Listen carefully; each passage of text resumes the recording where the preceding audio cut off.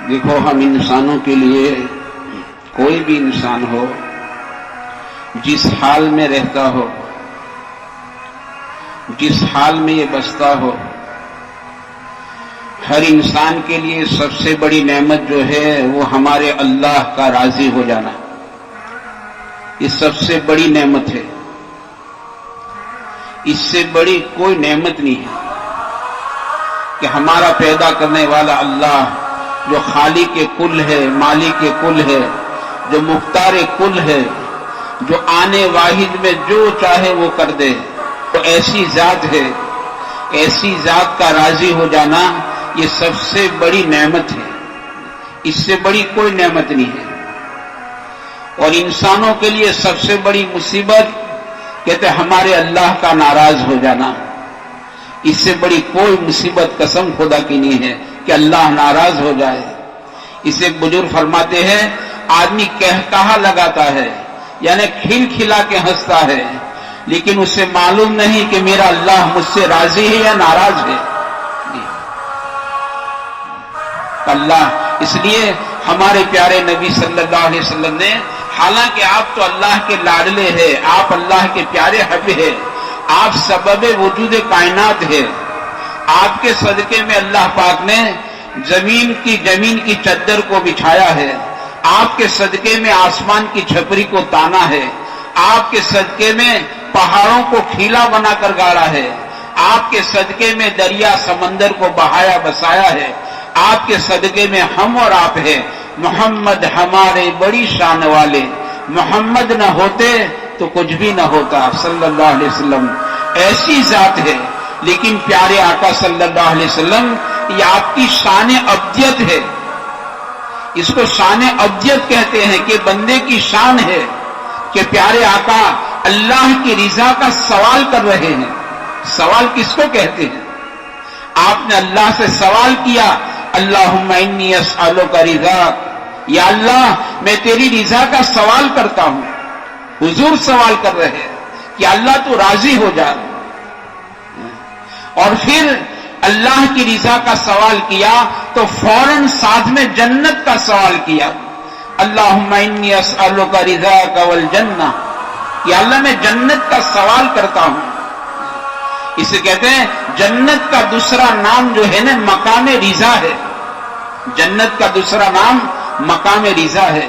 تو آپ نے اللہ سے اللہ کی رضا کا سوال کیا ہے، اور آپ اللہ کے غصے سے پناہ مانگ رہے ہیں، حالانکہ آپ اللہ کے پیارے حبیب ہیں، لیکن میں نے کہا یہ شان ابدیت ہے کہ آپ اللہ تعالیٰ سے، اللہ کے غصے سے، اللہ کے غضب سے اللہ کے نبی پناہ مانگ رہے ہیں۔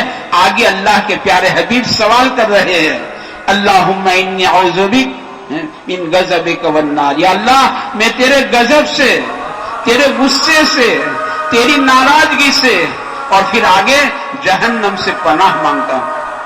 اللہ کا راضی ہونا یہ بہت بڑی نعمت ہے۔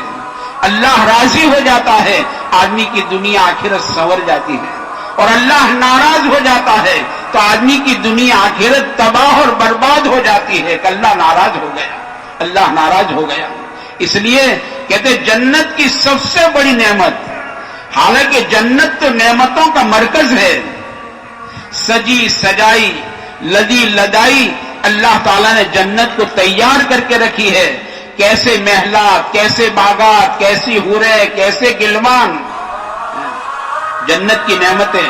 لیکن فرمایا وہ ساری جنت کی نعمتوں کے مقابلے میں سب سے بڑی نعمت اللہ کی رضا ہے۔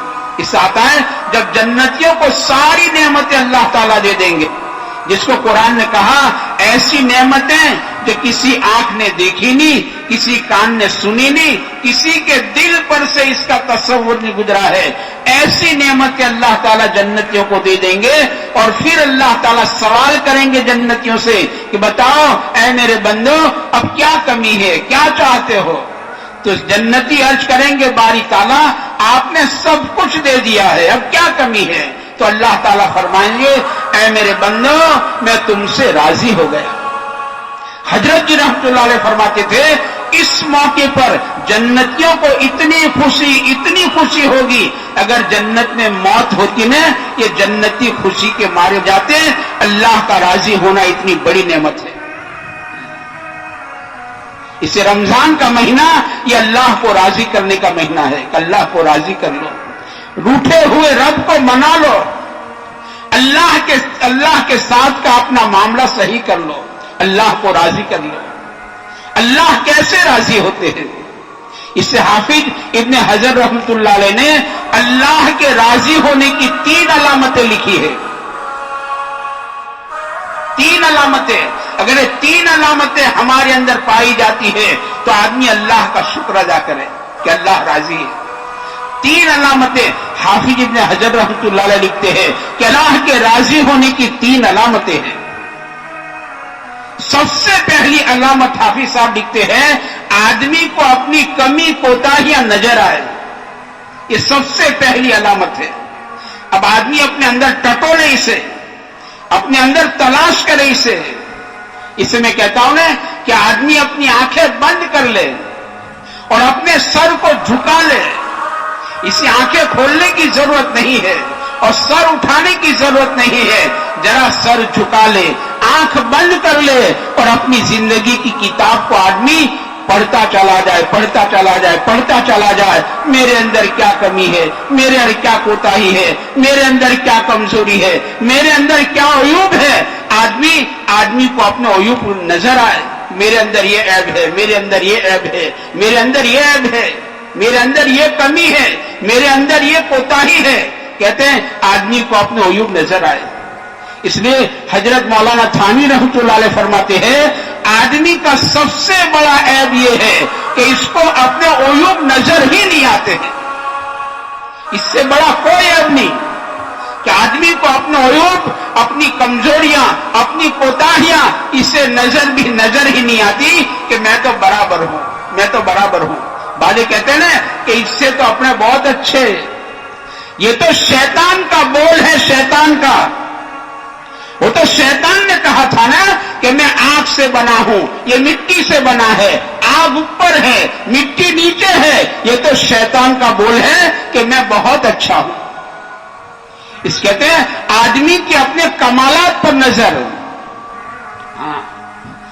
شیطان جو ہے نا آدمی سے داؤ پیچ کھیلتا. شیطان کے پاس بہت داؤ پیچ ہے. جیسا آدمی ایسا شیطان لگایا جاتا اس کے ساتھ. مولانا تھانوی فرماتے ہیں جیسا آدمی ایسا شیطان. تو کہتے ہیں آدمی کو اپنے کمالات نظر اگر آتے ہیں، میرے اندر یہ کمال ہے، میرے اندر یہ خوبی ہے، میرے اندر یہ خوبی ہے، اگر اپنے کمالات نظر آتے ہیں تو یہ تو شیطان کا راستہ ہوا.